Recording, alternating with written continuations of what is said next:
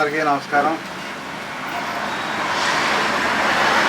ఆంధ్రప్రదేశ్ మన అమరావతి రాజధాని రైతులకు, ఆంధ్రప్రదేశ్ ప్రజలకి, మీడియా మిత్రులకు, అన్ని పార్టీలకి, నాయకులకి ఈరోజు మన ఏఆర్ఎస్ పార్టీ జేకేఆర్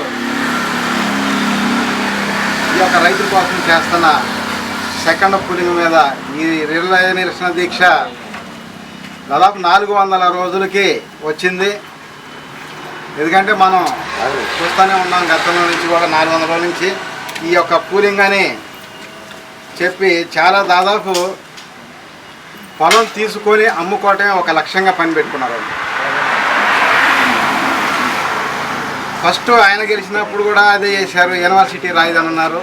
మళ్ళీ ఎన్టీఆర్ పుట్టిన జిల్లా నూజివీడు అసెంబ్లీ సాక్షిగా ప్రమాణం కూడా చేశారు. ఫస్ట్ వాళ్ళ తుళ్ళూరులో ఏదో 1-2 లక్షలు పొలం కొనుక్కొని రాజధాని పెట్టుకొని పూలింగ్ అని చెప్పి ఎకరానికి 30 కౌలు ఇస్తాం, 25 సెంటుకు కూడా ఎకరం కౌలు ఇస్తాము, 10 సంవత్సరాలు ఇస్తామని చెప్పి 5 లక్షలు, 2 లక్షలు, 3 లక్షలు కొనుక్కొని పొలం 4 కోట్లు 5 కోట్లు చేసుకుంటాం. మళ్ళీ అలాగే తర్వాత వీళ్ళు చేసి అన్ని దుర్మార్గాలు చూసి వీళ్ళని మార్చి ఇంకొక ఆయన చేస్తే ఆయన కూడా మళ్ళీ 3 రాజధాని అని, తర్వాత మావిధాని అని అదని చేసి వాస్తవంగా అయితే నాకు ఏ పార్టీ ఏ నాయకుడు అన్నా కూడా వ్యతిరేకం కాదు, కోపం కాదు. ప్రజలకి, రైతులకు కానీ మొత్తానికి అన్యాయం జరుగుతూ ఉంటుంది. వాళ్ళ స్వార్థ రియల్ ఎస్టేట్ రాజకీయాల కోసం జనం జీవితాలతోటి చెరగట్టం అవుతుంది. గుండె రగిలిపోతూ ఉంది, కడుపు మండిపోతూ ఉంది. ఏం చేయాలి? అందుకని చెప్పే ఇంత పట్టుదలగా ఈ యొక్క రిలే నిరసన దీక్ష చేస్తూ అందరికీ తెలియపరుస్తూ ఉన్నాం. అయితే వాళ్ళకి తెలుసు పరిస్థితులు. ఈ ప్రజలు ఏది ఏమైనా మనకే ఓటేస్తారు కదా, ఆయన కాదు ఈయన కాదు ఆయనకి ఆయన చేస్తారు కదా అనే ఒక ఉద్దేశంతో వాళ్ళు ఉన్నారు. గతంలో మంచి పనులు చేస్తే రెండోసారి గెలిచారు వైఎస్ఆర్ గారు కానీ, అలాగే చంద్రబాబు నాయుడు గారు కూడా ఫస్ట్ సీఎం అని 95లో జన్మభూమి కార్యక్రమాలు పెట్టి దొంగరాయి బాగు చేసి ఆయన మళ్ళీ రెండోసారి సీఎం. ఆ తర్వాత దుర్మార్గపు రాజకీయాలు ఒక్కొక్కసారి అయిపోతూ ఉన్నారు. అదే చెప్పారు జగన్ గారు ఒక 4 అంశాల్లో కనుక ఆయన మాట్లాడుతుంటే 4 సార్లు కాదు 30 సంవత్సరాలు ఆయన సీఎం అయి ఉండేవాడు, జీవితకాల సీఎంగా ఉండేవాడు. ఈ యొక్క ల్యాండ్ టైటిల్ యాక్ట్, అలాగే 3 రాజధానులు, అలాగే మద్యం, ఇసుక, ఈ 4 వలన ఆయన 151 సీట్ నుంచి 11 సీట్లకి రావడం జరిగింది. అలాగే ఎందుకంటే అందరూ కలిసి ఒప్పుకున్నారు. ఆ రోజు 2014లో ఇక్కడ రాజధాని వచ్చింది, రాష్ట్రం విడిపోయింది కాబట్టి మాకు ఇష్టం 30 ఎకరాలు ఆయన చెప్పాడు, ఇల్లు చెప్పాడు. అంతకుముందు వైఎస్ఆర్ గారి స్టాండు, వైఎస్ఆర్ గారి ఆశయాల కోసం ఆయన పార్టీ స్థాపించి వెళ్ళాడు కాబట్టి గెలిచాడు. మొన్న 3 రాజధానుల అంశం అనటం వలన జనాలకి అతను వాళ్ళ నాన్నకన్నా బాగా చేస్తాడనే నమ్మకంతో రాజధాని ప్రాంతంలో కూడా ఓటేసి గెలిపించాడు. ఆ తర్వాత ఏం జరిగింది, ఇతను అలా చేయటం లేదు, ఇతను మాట తప్పాడు అని చెప్పి ఓడింది. ఆ విధంగా మళ్ళీ వీళ్ళు కూడా అదే అటు రాజధాని, ఇటు రాజధాని, రియల్ ఎస్టేట్ రాజధాని, సెకండ్ పులింగ్ అని. మరి మళ్ళీ మన 2014 ముందు ఇన్ని చెప్పారు కదా, 24 ముందు ఇన్ని చెప్పిన వాళ్ళు 24 ముందు సెకండ్ పులింగ్ తీసుకుంటా అని చెప్పారా? ఒక్క మాట చెప్పలా. ఈ జనానికి ఇచ్చిన సూపర్ 6 పథకాలు మాత్రం మర్చిపోతున్నారు, అరాకొరా చేస్తున్నారు. కానీ ఇచ్చిన వాగ్దానాలు మర్చిపోతారు. కానీ ఈడ సెకండ్ పులింగ్ అని చెప్పకుండా సెకండ్ పులింగ్ ప్రకటించుకొని 1 లక్ష ఎకరాలు, 2 లక్షలు, 3 లక్షల ఎకరాలు తీసుకొని వాడు ఇష్టానుసారం అమ్ముకేసుకోవాలని చెప్పి ఆలోచనతో చేస్తాం. ఎందుకని ఇవన్నీ గమనిస్తూ ఉన్నాం మనం కూడా. ఏది ఏమైనా సరే ఎకరానికి 1 కోటి రూపాయల లేదా గవర్నమెంట్ ఆఫీసులో 4 రేటింపులు ఇచ్చి 250 గజాలు ఇవ్వాలని చెప్పి మనం 400 రోజుల నుంచి నిరంతరంగా పోరాటం చేస్తాం. ఒకసారి ఆలోచిస్తే 151 11కి వచ్చినాడు. ఆ తర్వాత ఈ యొక్క 164 ఉన్నాయి అనుకుంటున్నాను. 164కి 4 వచ్చిన ఆశ్చర్యం లేదు, అసలు రాకపోయినా 0 వచ్చిన ఆశ్చర్యం లేదు.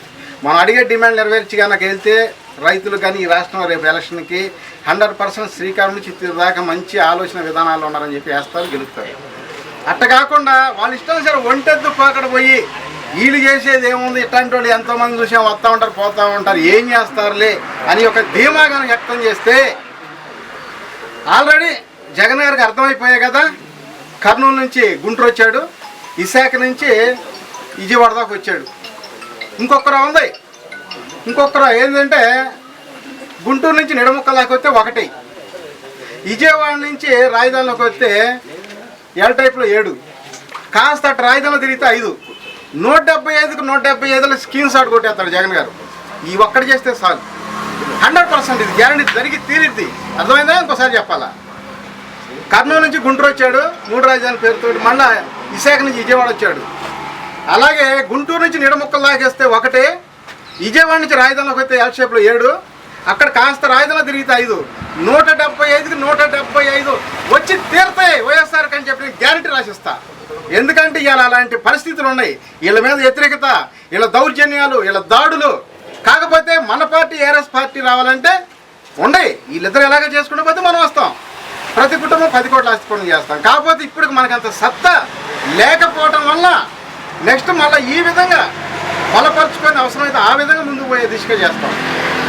కొన్ని పార్టీలు ఉన్నాయి పరోక్షంగా మద్దతు తెలిపారట, కాకపోతే ప్రత్యక్షంగా అటు తెలిపారు మద్దతు, పరోక్షంగా ఇటు తెలుపుతారు. రేపు అంతే తేడా. ఇప్పుడు కొన్ని పార్టీలు ప్రత్యక్షంగా మద్దతు తెలుపుకున్నాయి, రేపు పరోక్షంగా మద్దతు తెలుపుతాయి, అంతే తేడా. ఆ తర్వాత ఇప్పుడు చెప్పే ఆ విధంగా జరిగి తీరిద్ది. అందుకని నేను ఎన్నో రకాలుగా ఆలోచిస్తున్నా. మంచి చేయండి మళ్ళీ గెలుస్తారు, ఈ విధంగా చేస్తే అంటర్ఫెయిల్ సినిమాలాగా అయిపోయింది అనమాట. ఆల్రెడీ కూటమి అంటర్ఫెయిల్ అయిపోయింది, మళ్ళీ అదే పరిస్థితి తెచ్చుకోవద్దని చెప్తున్నాం. కూలింగ్ ఆ భూమి పొలం మీద ఉన్న దాహం, ఆ భూదాహం తీరట్లా. నేను అందుకైనా సరే భూదాహం తీరకపోతే కొంత డబ్బులు ఇచ్చి ఫ్లాట్లు ఇవ్వండి, పాట పెట్టి అమ్మండి, 100 కోట్లు కొంటారు. పక్క రాష్ట్రాలు చూస్తలేదా? ఏం చేయలేదా గతంలో? మరి అట్టెందుకు అమ్మరు? పావులా 10 రూపాయలకి ఇస్తామంటారు, రైతుల దగ్గర భూమి వరకు రావాలంటారు. అంటే వాళ్ళు టోటల్గా ఏంటంటే రైతుల దగ్గర పొలం మాత్రం ఊరకు రావాలి, ఈ ప్రజాధనం పెట్టి డెవలప్ చేసుకోవాలి, వాళ్ళే లక్షల కోట్లకు అమ్ముకోవాలి. నేనంటుంది అలా కాకుండా ఈ విధంగా చేస్తే ఎకరానికి ₹1 లేదా గవర్నమెంట్ వాల్యుయేషన్ ప్రకారం 4 రెట్టింపుల ప్రకటించండి, 1250 గజాలు ప్రకటించండి. వెంటనే మీరు 1 లక్ష కావాలన్నా 2 లక్షలు కావాలన్నా కూడా ఎకరాలు ఇస్తారు, డెవలప్ అయింది. శ్రీకాకుళం నుంచి చిత్తూరు దాకా ఈ రాష్ట్రంలో అన్నీ కూడా 5 కోట్లు 10 కోట్లు అటు అయిపోయింది పొలాలు. రాష్ట్రం అంతా ఇక్కడ ఎకరం 100-200 కోట్లు కూడా అయింది. మీరు ఏమి లేకుండా డెవలప్ చేయకుండా 12 సంవత్సరాలకి ఇదే రకంగా నడుపుతూ ఉన్నారు. కావాలని ఇక్కడ స్వార్థం. ఏంటంటాడు, ఏమంటాడు, ఎర్రబస్సు రానూరు కూడా ఎయిర్పోర్ట్ కాదు ఎవరికి లాభమయ్యా? మీరు ఎయిర్పోర్ట్ కడితే ఎవరికి లాభం? మీ స్వలాభ్యం కోసం 1 లక్ష కొనుక్కొని 100 కోట్లు చేసుకోవడానికి కట్టారు ఎయిర్పోర్ట్. అక్కడ మన విశాఖలో ఉన్న ల్యాండ్ ఎయిర్పోర్ట్ దాము ఎకరం 400 కోట్లకి అమ్మునో కాలం కట్టారు ఇక్కడ ఎయిర్పోర్ట్. అక్కడ రైతులు మొత్తం పొలాలన్నీ దోసేసుకొని కట్టుకున్నారు. అక్కడ రైతులు కూడా పొలాలు ఒకసారి అడగండి, పోయి మీడియాలో కూడా ఒకసారి అర్థమైంది. జరిగేది ఇది అన్ని స్కామ్ భూ స్కామ్. ఇవన్నీ బయటపెట్టాలి. ఫస్ట్ రాజధానిలో ఉన్నారు, ఫస్ట్ కూలింగ్లో ఏ స్థాయి వాళ్ళు ఎంత ఎక్స్ట్రా రాసుకున్నారో నాకు తెలుసు. నేను చేస్తా అక్కడ 1 నెల అవకాశం ఇవ్వండి. జగన్ గారు అవినీతి తీరేదన్నారు కానీ నేను చేస్తా ఒకే నెలలో అక్కడ ఎవరెవరు ఎంత ఎక్స్ట్రా రాసుకున్నారో నాకు తెలుసు. ఆ 29 గ్రామాల్లో తీసి చూపిస్తానమాట. 1 నెలలో మొత్తం తీసి చూపిస్తా. ఏ స్థాయి వాళ్ళు నాయకులు కొంతమంది అధికారులు ఎలా రాసుకున్నారో. అలాగే ఇవాళ సెకండ్ పూలింగ్లో ఏంటంటే ఆ పరిస్థితి లేదు, మొత్తం రీసర్వే పేరుతోటి కరెక్ట్గా రాసుకున్నారు. ఇక్కడ కూడా చిన్న ఇంకా ఉన్నాయి వీలైనంత వరకు దాదాపు 99% న్యాయపరంగా రీసర్వే జరిగింది. ఈ ప్రకారంగా అక్కడ డబ్బులు ఇవ్వకుండా తీసుకున్నా ఒకటే ఫస్ట్ పూలింగ్లో, ఇక్కడ డబ్బులు ఇచ్చి తీసుకున్నా ఒకటే. డబ్బులు ఇచ్చినా కూడా ప్రభుత్వానికి లాభం ఎక్కువ ఉంటుంది, పొలాలు ఎక్కువ ఉంటాయి. ఈ విధంగా ఏంటంటే నేను అన్నీ కూడా ఆలోచన చేసి చేస్తామన్నా.